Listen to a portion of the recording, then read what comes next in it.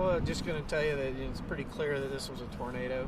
We're at the Crown Pointe apartments. We've made a track from west of Interstate 26 across through kind of the mall area here to the apartments, and it's pretty clearly a tornado path. So I just wanted to make sure, get that information out there. So what kinds of things did you see that helped you make the determination?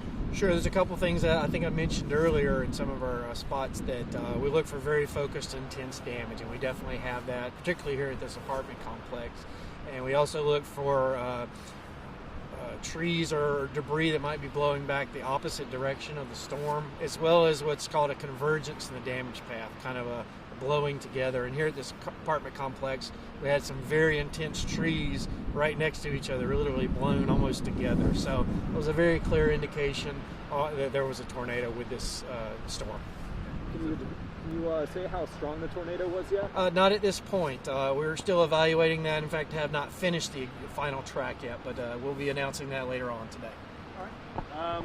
Can you kind of walk us through a little bit more of in specific the damage that you saw so far today? Sure. Most of the damage we've seen is a lot of tree damage. There are also signs that are blown over, and when I say signs, these are like elevated signs that are on metal posts that are kind of bent over. So we saw some of that kind of stuff. We have some structural damage mainly to roofs, so some of the roofing material is removed from the house. Sometimes it's a tree that fell on the house, sometimes it's the material is actually blown off by the wind, so we're seeing some of that. So that's basically what you're seeing in most of this storm. And what's the next step for you guys? Continue along the path. We got to find out how far it goes. So we're at this point now, and we're gonna just keep riding the path of the storm, see where it ends.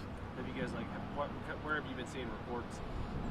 Further east here, I don't have exact addresses, but I know that going further east there is continuation of damage. Don't know exactly how far, but we'll go until it ends. And then, as mentioned earlier, we'll be coordinating with Spartanburg County Emergency Management as well. So.